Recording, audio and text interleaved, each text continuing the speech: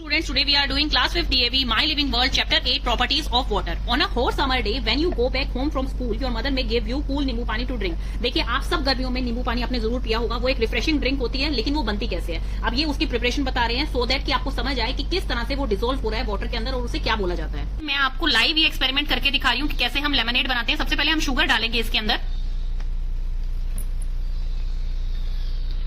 एक शुगर डाल ली है हमने 1 स्पून इसके अंदर. अब हम डालेंगे थोड़ा सा सॉल्ट. अब हम इसमें डाल रहे हैं सॉल्ट. ये सॉल्ट डाल दी है. अब सॉल्ट इसमें मिक्स कर दीजिए.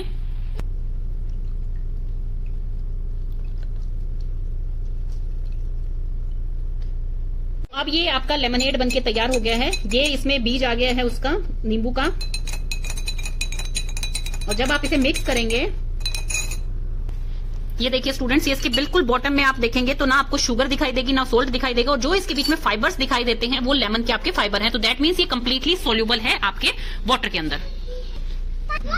हमने देख लिया है सोल्यूबल सब्सटेंसेस क्या होते हैं. When a substance completely mixes in water, मतलब पूरी तरह से जब वाटर के अंदर मिक्स हो जाता है, such that its particle are not visible. जब आप शुगर को, सॉल्ट को जब हमने डाला तो वाटर के अंदर हमें बिल्कुल क्लियर दिख रहा था. दैट मीन्स वो उसके अंदर कंप्लीटली डिसोल्व हो गए हैं. तो उसे कहा जाता है soluble substances. A substance which dissolves in water is said to be soluble in it. जब उसके अंदर हमें कोई पार्टिकल दिखाई नहीं दे रहे हैं तो दैट मीन्स वो उसके अंदर सोल्यूबल है. Thus sugar, salt and lemon juice are all soluble in water. जो आपको लेमन के, आप देखिए, आप कहेंगे कि लेमन के कई बार जो है उसके अंदर छोटे छोटे फाइबर से दिखाई देते हैं. तो दैट्स फाइबर, वो आपके लेमन के फाइबर है, लेकिन लेमन का जो जूस होता है वो अच्छी तरह से मिक्स हो जाता है वाटर के अंदर. तो उसे कहा जाएगा सोल्यूबल सब्सटेंसेस. अब आपको अच्छी तरह से समझ आ गया होगा. जिसमें आपको कोई भी पार्टिकल, अनडिसोल्व पार्टिकल आपको नहीं दिखाई देता, वो कंप्लीटली डिसोल्व हो गया है वाटर के अंदर या किसी भी सोलवेंट के अंदर, तो उसे कहा जाता है सोल्यूबल सब्सटेंसेस. अब हम देखेंगे कि सोल्यूट किसे कहते हैं एंड सॉल्वेंट किसे कहते हैं. देखिए स्टूडेंट्स, एक इजी सा मैं आपको मेथड बताती हूँ जिससे आप इसे भूलेंगे नहीं. सोल्यूट आपकी स्पेलिंग छोटी है, तो जो छोटी क्वांटिटी में डलता है, कम क्वांटिटी में डलता है, वो होता है आपका सोल्यूट. और जो ज्यादा क्वांटिटी में होता है उसे कहा जाता है सॉल्वेंट. मींस जिसके अंदर हम मिक्स कर रहे हैं, जैसे वाटर. अभी नींबू पानी का आप एग्जांपल लीजिए, उसमें नींबू पानी में वाटर क्या है, वो सॉल्वेंट है, क्योंकि वो ज्यादा क्वांटिटी में है तो वो सॉल्वेंट है. और जिसको मिक्स कर रहे हैं हम सॉल्वेंट के अंदर, मतलब कि आपका सॉल्ट हो गया, आपकी शुगर हो गई और आपका लेमन हो गया, वो है आपके सोल्यूट, क्योंकि वो सॉल्वेंट के अंदर मिक्स हो रहे हैं. तो इसे कहा जाता है सोल्यूट एंड सॉल्वेंट. अब हम इसे पढ़ते हैं.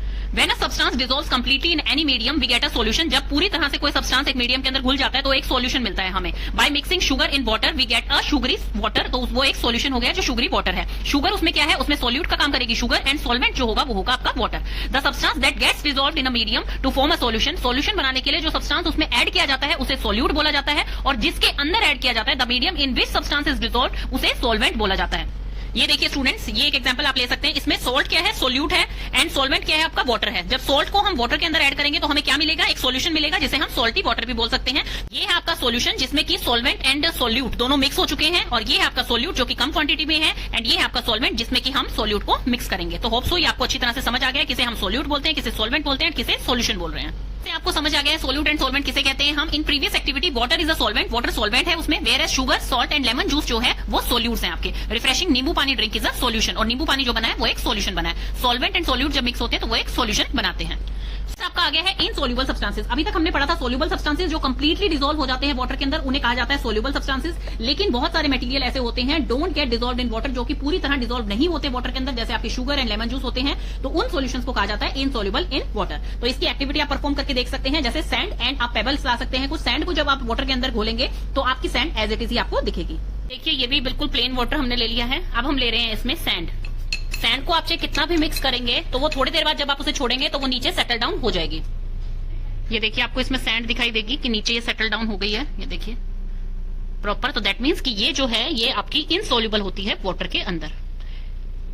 तो ये एक्सपेरिमेंट से क्या शो होता है कि sand and pebbles don't dissolve in water, therefore said to be insoluble in water. तो इसीलिए इनको कहा जाता है कि ये इनसोल्यूबल है वाटर के अंदर. We have observed earlier lemon juice gets dissolved in water. Do all liquids get dissolved in water. क्या ऐसा है कि सारे लिक्विड वाटर के अंदर डिसॉल्व होते हैं? ऐसा नहीं है. हम ये आगे की एक्टिविटी से ये समझ पाएंगे कि हर लिक्विड जो है वो वाटर के अंदर डिसॉल्व नहीं होता है. देख रहे हैं नेक्स्ट एक्सपेरिमेंट जो कि आपका है मस्टर्ड ऑयल के साथ. अब मैं इसमें मस्टर्ड ऑयल डाल रही हूँ, देखिए, और ये अपने आप से धीरे धीरे से ये देखिए इसके ऊपर आ जाएगा. तो दैट मीन्स कि मस्टर्ड ऑयल जो होता है उसकी डेंसिटी वाटर की डेंसिटी से कम होती है, इसीलिए वो उसके ऊपर फ्लोट करता है और ये पूरी लेयर बना लेगा इसके ऊपर. ये देखिए ये एक अलग से पूरी लेयर बना लेगा इसके ऊपर. आप इसे देख पा रहे हैं और साइड से भी हमें दिख रहा है, देखिए.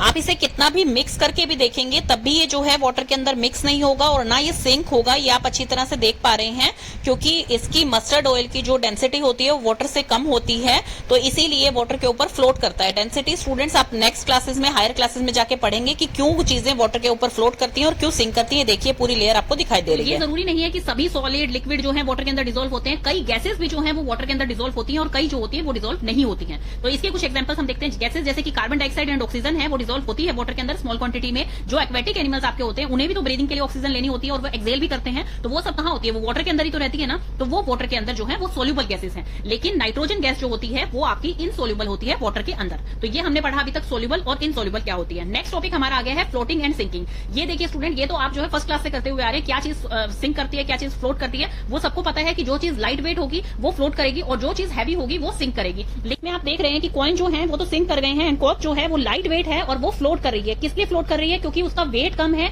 उसकी डेंसिटी जो है वाटर के कंपैरिजन में कम है, दैट्स व्हाई वो फ्लोट कर रही है। और जो आपका मेटल का कॉइन होता है वो क्या होता है? वो हैवी होता है और वो ज्यादा डेंस होता है, ज्यादा डेंसिटी होती है वाटर से, इसलिए वो जो है वो सिंक कर जाता है। क्लीन वाटर ले लिया है और कुछ चीजें ले ली हैं जो कि हम देखेंगे अब इसमें सिंक करेंगी या फ्लोट करेंगी। अभी हम एक एक्सपेरिमेंट कर रहे हैं फ्लोट एंड सिंक का। देखिए मैंने एक बाउल में जो है वाटर ले लिया है। अब सबसे पहले मैं इसमें कॉइन डाल रही हूँ। कॉइन जो है वो डालते ही आपका सिंक कर जाएगा क्योंकि वो मेटल का बना हुआ है, हैवी है।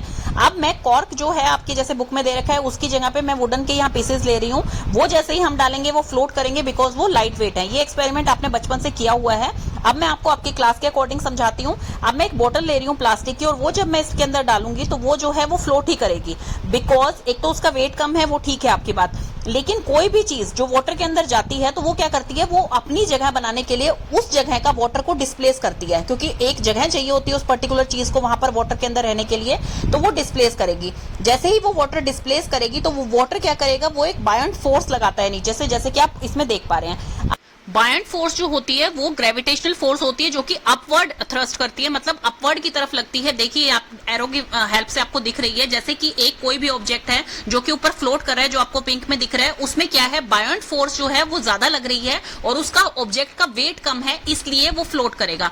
और जिसका वेट ज्यादा होगा और नीचे से बायंट फोर्स कम लगेगी तो उसमें क्या होगा? वो सिंक कर जाएगा। तो ये होता है कॉन्सेप्ट स्टूडेंट्स, या फिर आप इसमें डेंसिटी की वे से भी लेके देख सकते हैं। तो जो चीज वाटर से ज्यादा डेंस होगी वो चीज सिंक कर जाएगी और जो चीज वाटर से कम डेंस होगी वो फ्लोट करेगी। तो देखिए वेट के हिसाब से अगर स्टूडेंट्स आपको देखना है तो वो तो आप फर्स्ट क्लास से देखते हुए आ रहे हैं कि जो लाइट वेट होती है वो फ्लोट करती है और जो हैवी होती है वो जो है वो सिंक कर जाती है। थोड़ी और इजी वे में मैं आपको समझाती हूँ। देखिए एक शिप होती है, वो कितनी ज्यादा हैवी होती है लेकिन फिर भी वो वाटर में फ्लोट करती है, और एक आयरन की नेल होती है, कील होती है, वो वाटर में जाके सिंक कर जाती है। ऐसा क्यों होता है? देखिए अब ये जो शिप है इसमें क्या है? नीचे का पार्ट हैवी है और ऊपर का पार्ट जो है वो लाइट वेट है। आपका जो नीचे का पार्ट होता है वो देखिए अगर शिप चलती है तो कितना वाटर डिस्प्लेस करती है, कितना वाटर को एक जगह से हटाती है जब उसका स्पेस बनता है पानी के अंदर चलने का। तो जो डिस्प्लेस वाटर है वो उसने किया और बायंट फोर्स नीचे से लगी और ऊपर से जो वेट है शिप का वो उसके कंपैरिजन में कम है जितना उसने पानी वहां से डिस्प्लेस किया था और बायंट फोर्स लग रही है। इसलिए शिप जो होती है उसका जो हैवी हिस्सा होता है वो पानी के अंदर होता है और जो लाइट हिस्सा होता है वो वाटर के ऊपर फ्लोट कर रहा होता है। और जो दूसरा ऑब्जेक्ट यहाँ पर आपको दिखाई दे रहा है, कोई भी मेटल की चीज है, चाहे वो कॉइन कह लीजिए, चाहे वो आयरन नेल कह लीजिए, वो क्यों सिंक कर जाती है और इतनी बड़ी शिप जो है फ्लोट करती रहती है? बिकॉज उसने जो वाटर डिस्प्लेस किया होता है वो बहुत ही थोड़ा होता है, उसमें बायंट फोर्स कम लगती है, उसका वेट ज्यादा होता है, इसलिए वो चीज नीचे चली जाती है, डाउनवर्ड चली जाती है, तो वो सिंक कर जाती है। तो यही रीजन है इसके ऊपर की कौन सी चीज सिंक करती है, कौन सी फ्लोट करती है, ये उसका मेन रीजन था जो मैंने आपको समझा दिया। तो इसलिए ये प्लास्टिक की जो बोतल है ये ऊपर फ्लोट कर रही है और हम छोटी सी आयरन नेल यहाँ पर डालते हैं तो वो नेल जो होगी वो क्या करेगी? वो सिंक कर जाएगी। ये देखिए मैं आपको डाल के दिखाती हूँ। ये एक कील मैंने डाली है तो ये सिंक कर गई है।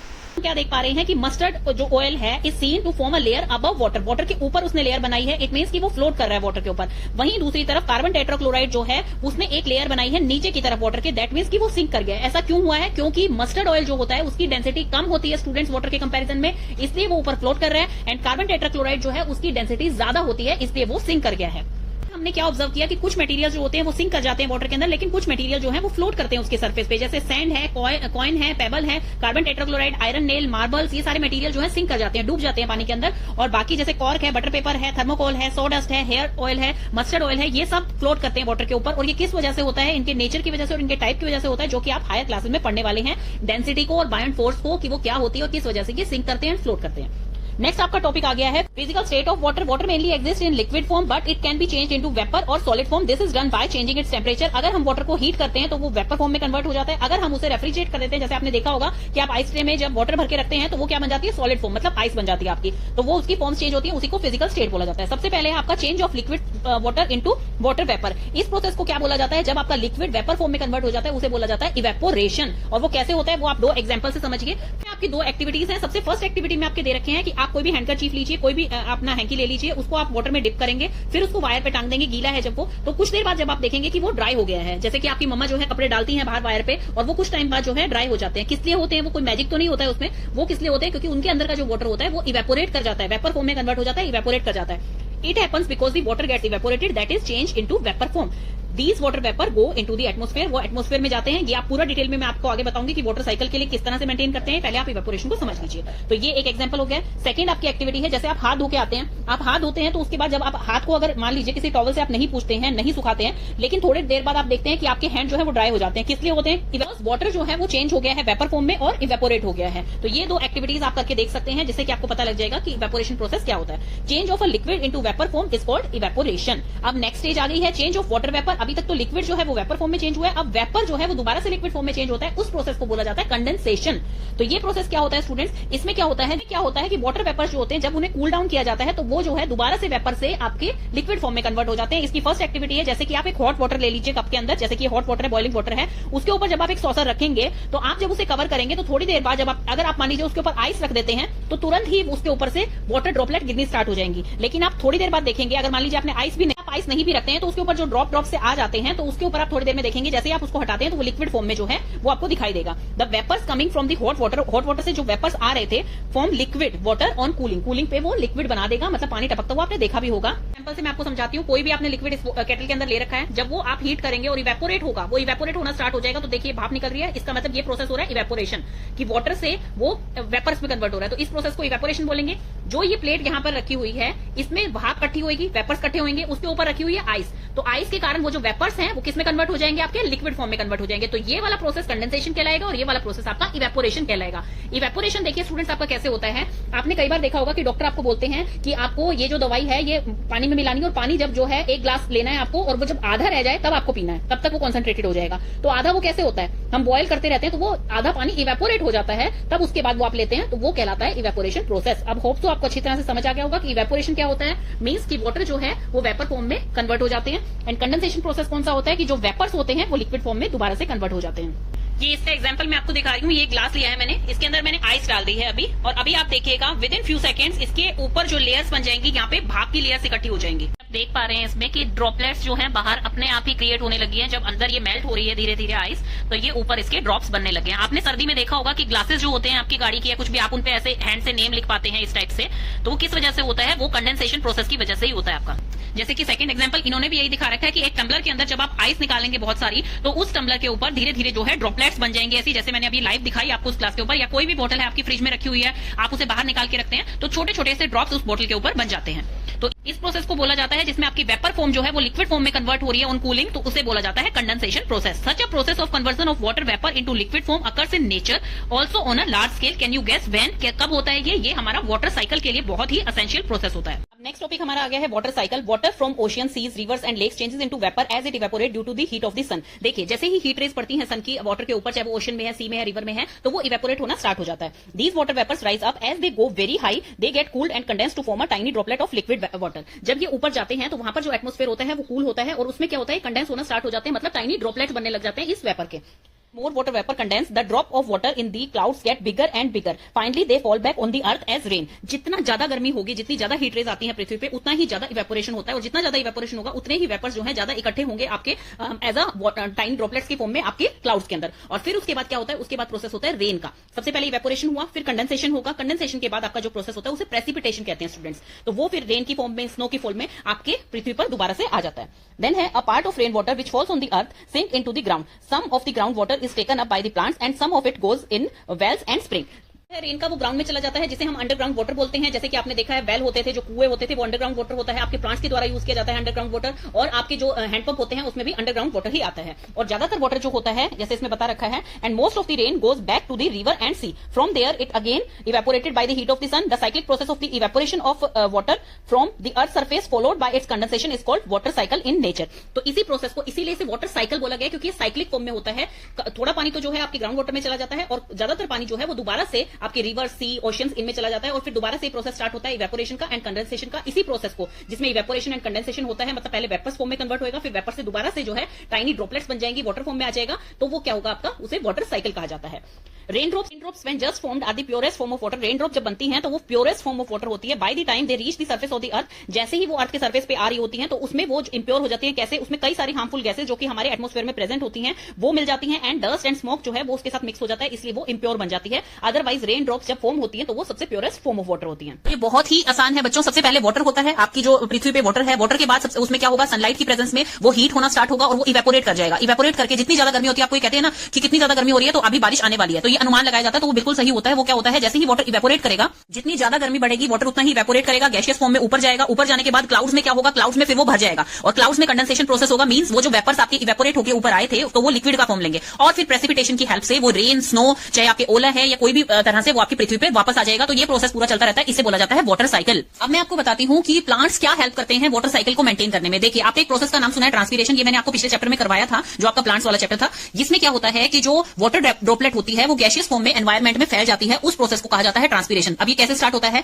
सबसे पहले देखिए, आप इसके नीचे देखिए, रूट से जो है वाटर वो आपके स्टेम तक जा रहा है, स्टेम से वो लीव्स में जा रहा है, और लीव्स के ऊपर आपके छोटे छोटे पोर्स होते हैं जिन्हें हम स्टोमेटा कहते हैं। तो in the presence of sunlight, sunlight की प्रेजेंस में क्या होता है, वाटर इवेपोरेट होना स्टार्ट हो जाता है। मतलब इवेपोरेशन प्रोसेस जो होता है वो प्लांट्स में ट्रांसपीरेशन कहलाता है। तो वाटर जो है उसमें इवेपोरेट होना स्टार्ट हो जाता है सरफेस ऑफ लीव्स से, और वो एनवायरमेंट में जाता है। एनवायरमेंट में क्या होता है, इवेपोरेट हो जाता है वो, और एडिंग वाटर टू एयर, मतलब ताकि आपकी एयर जो है वो मॉइस्ट रहे, इस प्रोसेस को बोला जाता है ट्रांसपीरेशन। बच्चों, कभी भी आपको प्लांट में ट्रांसपीरेशन प्रोसेस अगर आंखों से हम नहीं देख सकते, लेकिन देखना हो तो क्या करेंगे हम, कोई भी प्लांट है उसके ऊपर इन प्रेजेंस ऑफ सनलाइट एक पॉलीबैग उसके ऊपर ढक देंगे, पॉलिथीन, और थोड़ी देर बाद ही हम देखेंगे कि उस पॉलिथीन में हल्की हल्की सी ड्रॉपलेट बन गई है। तो वो कौन सा प्रोसेस हुआ है, इवेपोरेशन, जिसे हम प्लांट्स में ट्रांसपीरेशन का नाम देते हैं। अभी आपको समझ आ गया कि प्लांट्स इवेपोरेशन क्या होती है, वो होती है ट्रांसपीरेशन। तो इस प्रोसेस में आपको दिख रहा है इवेपोरेशन हुई, ट्रांसपीरेशन की हेल्प से वो जो है एनवायरमेंट में चली गई आपकी एयर, जो मॉइस्ट एयर थी, जो लिक्विड था आपका, देन उसके बाद दोबारा से प्रेसिपिटेशन होगी बारिश के रूप में, और वो दोबारा से पृथ्वी पे आ जाएगा। तो इसे कहते हैं water cycle. Do you know में आपका आ गया है ट्रांसपीरेशन, जो कि मैंने आपको अभी पूरा डिटेल में समझा दिया ट्रांसपीरेशन क्या होता है। देन कीवर्ड्स आ गए आपके। कीवर्ड्स में सबसे पहले है कंडेंसेशन। कंडेंसेशन क्या होता है, जिसमें वेपर फॉर्म जो है दोबारा से लिक्विड फॉर्म में कन्वर्ट हो जाता है।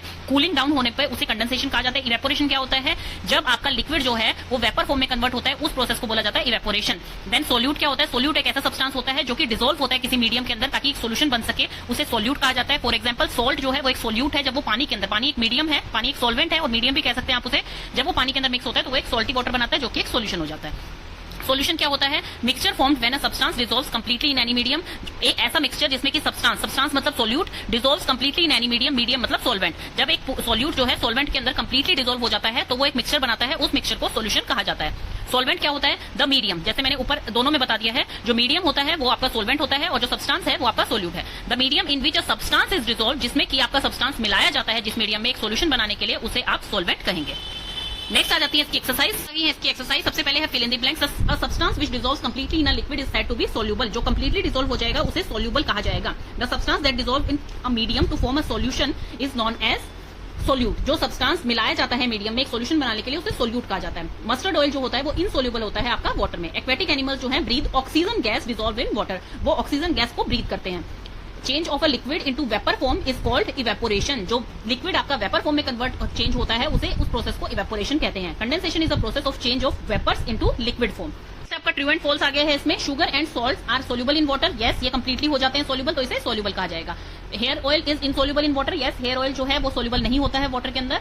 Payable float on water, payable कभी भी फ्लोट नहीं करते हैं वाटर में, तो ये फॉल्स आएगा। पेबल जो है वो सिंक करते हैं। सैंड सिंक्स इन वाटर, यस सैंड जो है वो इनसोल्यूबल होती है वाटर के अंदर, तो इनसोल्यूबल होगी, हमें दिखाई देती है साफ, तो वो नीचे आपकी सिंक कर जाती है, नीचे बैठी हुई आपकी सैंड दिखाई देती है आपको, तो ये ट्रू है। Water vapours can be change into liquid water by heating, no. जैसे हमने अभी पढ़ा था कि कंडेंसेशन प्रोसेस क्या होता है, जिसमें वाटर वेपर्स जो है वो चेंज हो जाते हैं लिक्विड फॉर्म में ऑन कूलिंग, कूलिंग पे चेंज होते हैं, वो हीटिंग पे नहीं होते हैं, तो ये फॉल्स आएगा आपका। Take the correct option. In a solution of sugar and water, sugar और वाटर के सॉल्यूशन में, अब शुगर क्या है इसमें सोल्यूट है एंड वाटर क्या है सॉल्वेंट है, तो यही ऑप्शन हमें ढूंढना है। वाटर सोल्यूट है नो, शुगर सॉल्वेंट है no, both water and sugar are solute no, water is a solvent yes, water जो है इसमें सॉल्वेंट है। When sand is mix with water, जब सैंड जो है मिक्स होती है वाटर के साथ तो वो क्या होती है, डिसॉल्व नहीं होती है और सिंक कर जाती है वाटर के अंदर, मतलब नीचे की तरफ बैठ जाती है। Wet clothes get dry due to evaporation, wet clothes जो है वो कैसे सूख जाते हैं, जब गीले होते हैं आपके वेट क्लोथ्स, आप उन्हें जब वायर पे डालते हैं तो वो इवेपोरेशन हो जाता है, हीट रेस के कारण वो वेपर फॉर्म में उड़ जाता है उसमें से वाटर, तो वो आपका कहलाता है इवेपोरेशन।